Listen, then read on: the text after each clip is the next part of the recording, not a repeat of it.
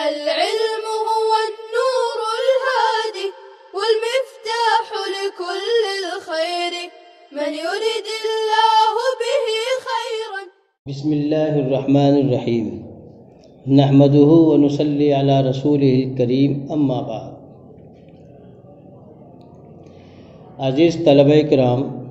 مصنف رحمۃ اللہ علیہ نے گزشتہ کل کے سبق میں اسلام سے پھر جانے والوں کے احکام بیان کر رہے تھے اور ابھی اس کا ایک جزیہ باقی ہے، اسی کو آگے مصنف رحمۃ اللہ علیہ نے بیان کیا.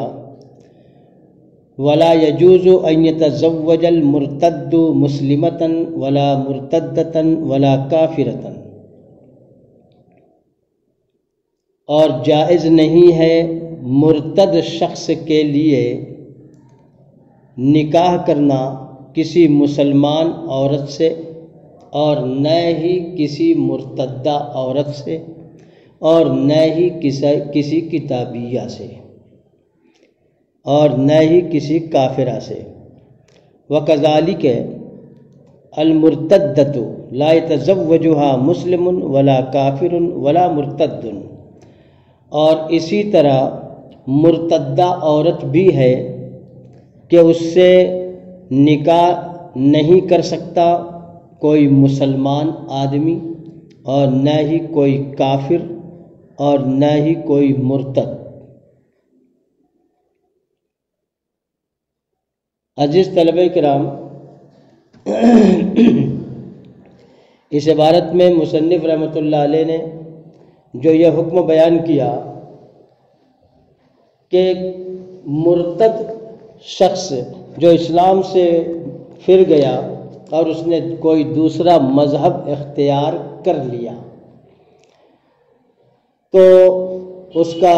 حکم یہ ہے کہ شرعی نقطۂ نظر سے اس کے لیے کسی مسلمان عورت سے نکاح کرنا یا کسی مرتدہ یا کسی کافرہ سے نکاح کرنا جائز نہیں ہے. نہ ہی وہ کسی کتابیہ سے نکاح کر سکتا ہے، نہ آزاد عورت سے، نہ مملوکہ سے. کیوں؟ اس لیے کہ وہ تو واجب القتل ہو چکا ہے. اس کو جو مہلت دی گئی ہے تو وہ دراصل صرف اس لیے تاکہ وہ اپنے ارتداد پر غور و فکر کر لے اور توبہ تائب ہو کر پھر سے دین اسلام اختیار کر لے، تو اس سے اس کی سزا جو ہے تو ساقط ہو جائے گی. اس کو یہ مہلت اس لیے دی گئی ہے، اور پھر بھی اگر وہ جو ہے تو اسلام میں دوبارہ داخل نہ ہو تو وہ واجب القتل ہے. اور یہ واجب القتل ہونا یہ دارالاسلام میں ہو سکتا ہے، اس کے علاوہ نہ دارالحرب میں لاگو ہو سکتا ہے اور نہ ہی جمہوری ملک میں.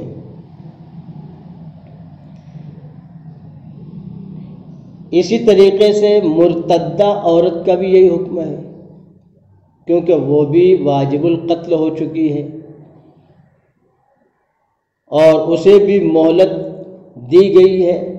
غور و فکر کرنے اور توبہ تائب ہو کر اسلام میں دوبارہ داخل ہونے کے لیے، کیونکہ وہ بھی واجب القتل ہے. اگر وہ اسلام میں داخل ہو جائے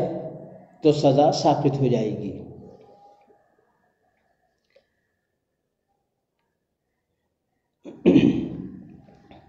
خیر، آگے مصنف رحمۃ اللہ علیہ نے ارشاد فرمایا ہے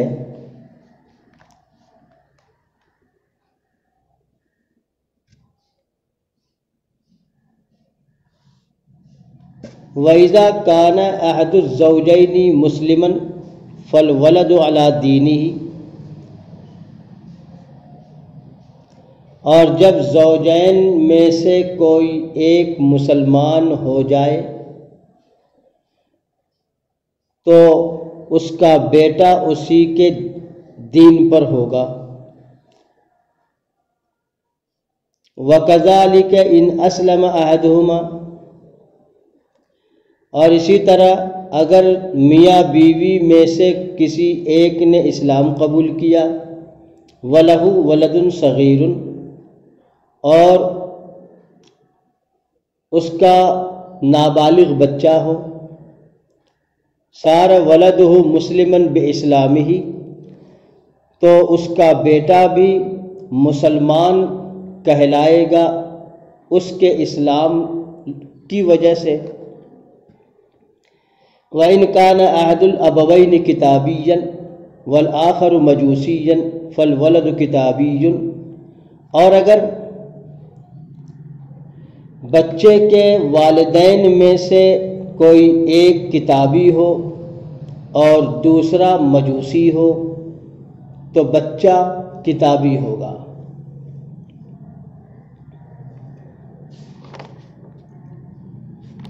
عزیز طلبہ کرام،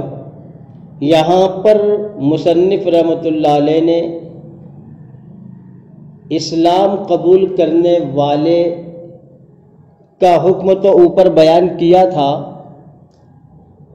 اب یہاں یہ بتا رہے ہیں کہ اگر ان کی اولاد ہے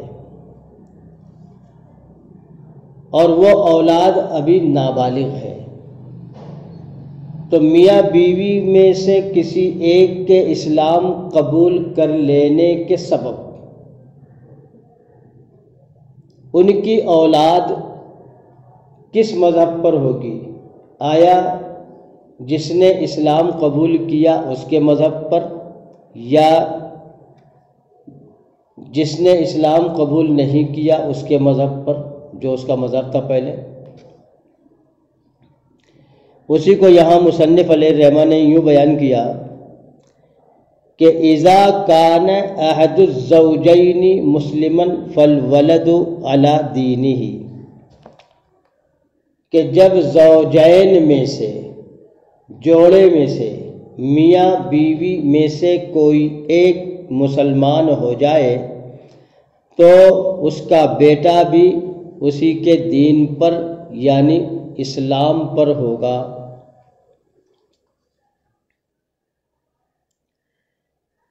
اسی کی وضاحت آگے گویا کی عبارت میں کی گئی ہے کہ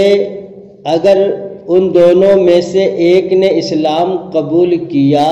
اور ان کا کوئی چھوٹا بچہ یعنی نابالغ بیٹا ہو یا بیٹی ہو،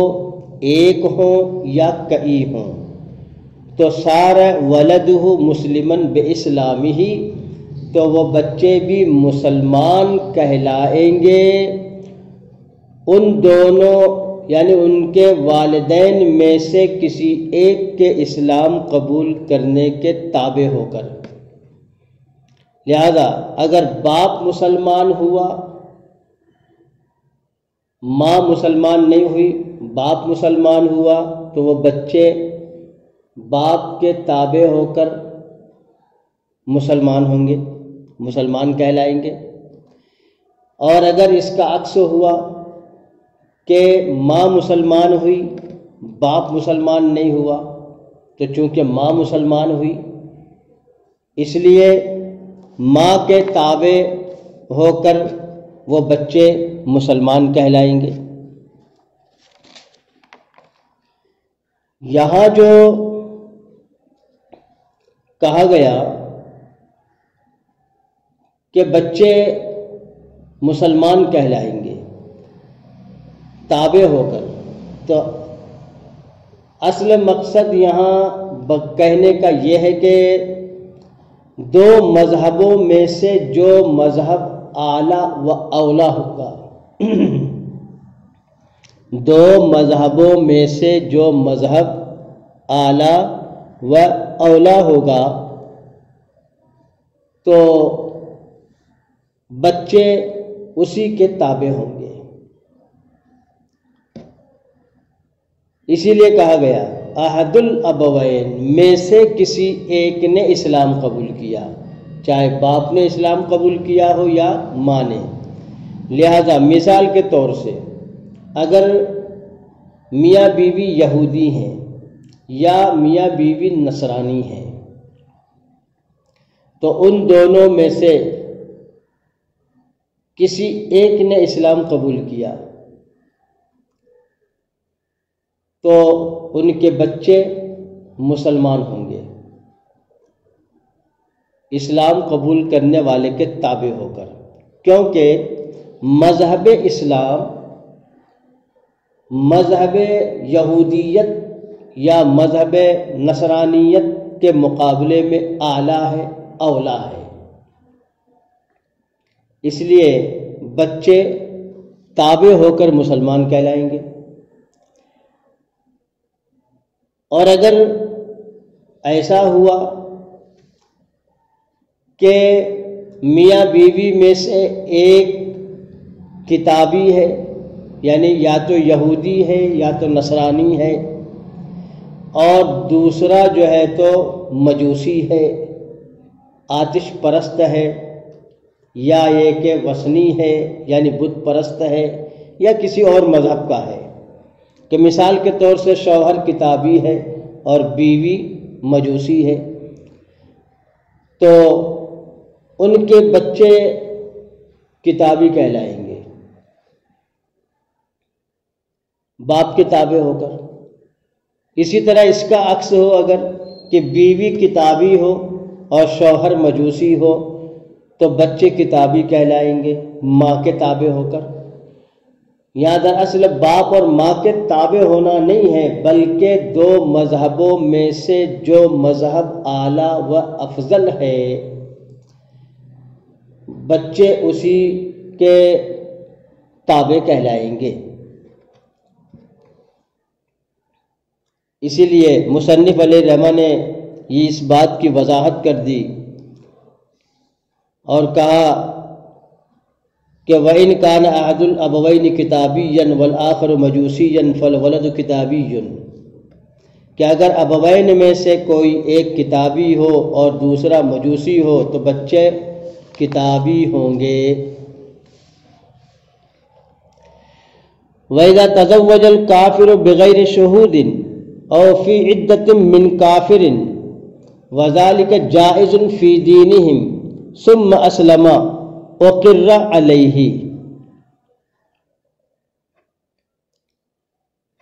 اور جب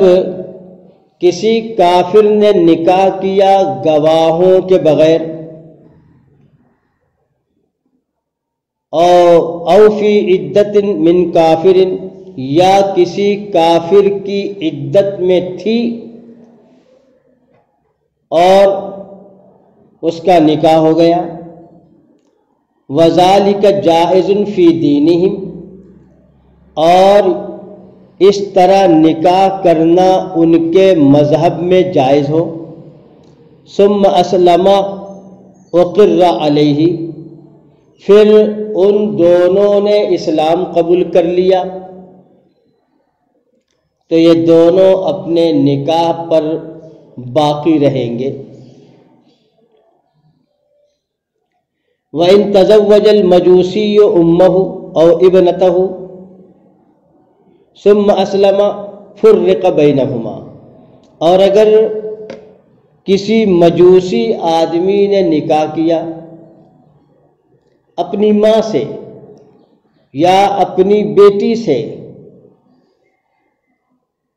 پھر دونوں نے اسلام قبول کر لیا، دونوں مسلمان ہو گئے،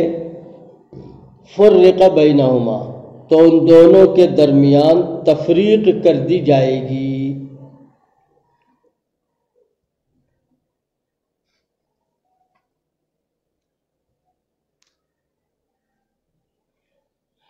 دیکھیے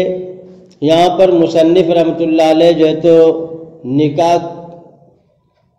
کے صحت و عدم صحت کو بیان کرنا مقصود نہیں ہے، بلکہ مقصود یہ ہے کہ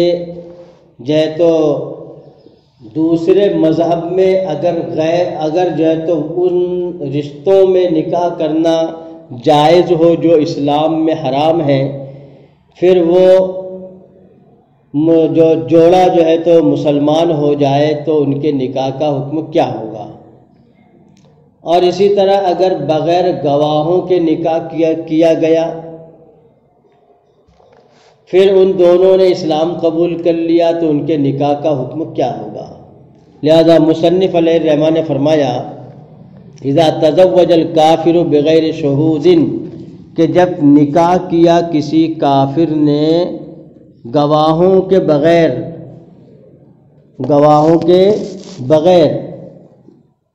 یا جس عورت سے نکاح کیا وہ عورت کسی کافر کے نکاح میں تھی، یعنی اپنے شوہر کے نکاح عدت میں تھی، کوئی عورت اپنے